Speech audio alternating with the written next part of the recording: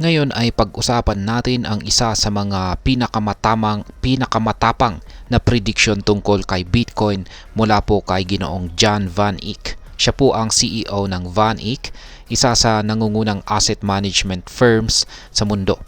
Kamakailan lamang ay nagbigay po siya ng bullish o positibong pananaw na maaaring lalo pang tumaas ang halaga ni Bitcoin. Sa isang podcast na tinawag na The Compound and Friends, nagbahagi po siya ng mga dahilan kung bakit nakikita niya na may mas malaking pag-asa para kay Bitcoin na tumaas sa mga susunod na buwan o taon. Kaya ayan, alamin po natin ang mga pahayag na ito at kung paano po ito makakaapekto lalo na po para sa atin bilang mga Pinoy crypto investors at saka traders. Pero bago po tayo magpatuloy ay nais ko lamang po munang bigyang linaw ang aking disclaimer kung saan ang nilalaman po ng video na ito ay hindi po ito isang financial advice. For education and information purposes lamang po ang layunin nito. Ngayon, ang unang tanong po natin dito ay ano ang mga bullish sentiments ni Ginoong John Van Eck at ang mga analyst na kasama sa podcast. Ayon po kay Ginoong John Van Eck, patuloy ang pagtaas ng demand at bullish sentiment sa market para kay Bitcoin, lalo na't nakalampas ito sa all-time high na $81,800 kamakailan lamang. Ibinahagi niya ang ilan sa mga pahayag ng mga malalaking personalidad sa industriya tulad po ni Ginoong Josh Brown. Siya po ang CEO ng Ritholtz Wealth at saka si Katie Stockton, ang founder naman ng Fairlead Strategies. Sa podcast ay sinabi po ni Ginoong Josh Brown na hindi na dapat baliwalain si Bitcoin bilang isang uri ng asset. Ayon sa kanya, malaki ang potential nito na tumaas at lampasan ang presyong $100,000. Sinabi rin niya na maaring magkaroon ng tinatawag na FOMO o Fear of Missing Out kapag umabot na ito sa 6-figure mark na magtutulak sa mas marami pang investors na bumili ng Bitcoin at maaring itulak ang presyo nito papuntang $110,000. Samantala, si Katie Stockton naman ay nagbigay diin na si Bitcoin ay isang investment na nararapat pagtuunan ng pansin ng mga investors lalo na kung magpapatuloy ang pagsuporta dito ng mga malalaking institution. Ayon sa kanya ay imagine if all the pensions out there or the state funds pick up a little Bitcoin. Ayan. Kapag ang malalaking institution ay nag-invest kay Bitcoin, malamang na ang presyo nito ay lalo pang tumaas. Ngayon ay ano naman po ang technical analysis na ibinahagi nila rito tungkol sa cup and handle pattern.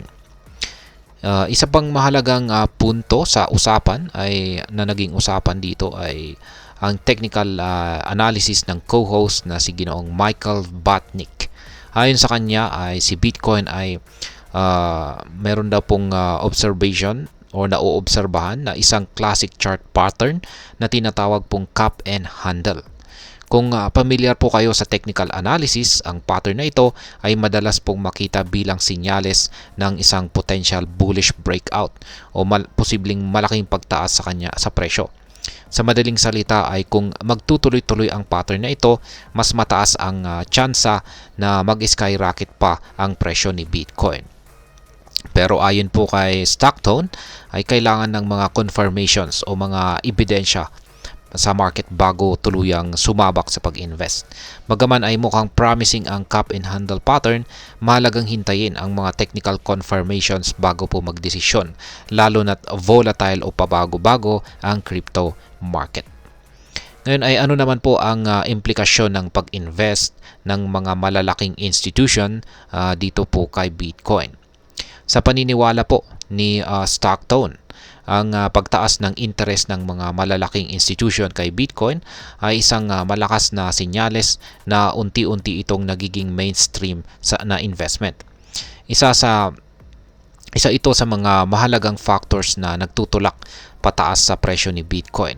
Kapag maraming malalaking kumpanya o institution tulad ng pension funds at state funds ang nagdagdag ng Bitcoin sa kanilang portfolios, nagkakaroon po ng mas malawak na pagtanggap at pagsuporta dito bilang isang legitimate na uri ng asset.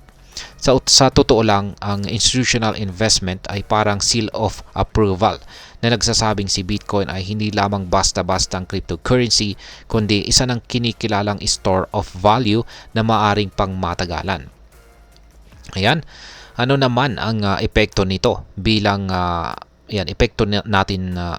naman ang epekto nito para sa atin bilang mga Pinoy crypto trader o investor? Kung ikaw ay isa po sa mga nag-i-invest dito or nagti-trade ng mga cryptocurrency, lalo na kay Bitcoin, ang mga prediksyong ito at bullish sentiments na ito ay maaring magbigay po ng lakas ng loob o inspirasyon. Sa pananaw po ni Ginoong Van Eck at ng iba pang mga eksperto, may potensyal si Bitcoin na tumaas pa sa mas mataas na halaga. Para sa isang Pilipino investor, maaring magandang pagkakataon ito para mag-isip ng pangmatagalang plano para sa pag-i-invest kay Bitcoin, lalo na kung may kaalaman ka sa pag-hold o pag-ahawak ng asset na ito sa mas mahabang panahon. Gayunpaman ay mahalagang tandaan na si Bitcoin at ang crypto market sa kabuuan ay nananatiling volatile o madaling magbago ang presyo. Kaya't kung mag-i-invest ka ay siguraduhin handa ka rin sa risk at may sapat ka na kaalaman bago pumasok. Mas maganda rin na mag-diversify at huwag pong ilagay ang lahat ng iyong pera sa isang asset lamang. Ngayon ay ano naman po ang aking masasabi tungkol dito? Sa akin pong opinyon, ang pananaw ni Ginoong Van Eck at ng mga eksperto na kasama sa podcast ay nagpapakita ng mataas na kumpiyansa sa hinaharap ni Bitcoin.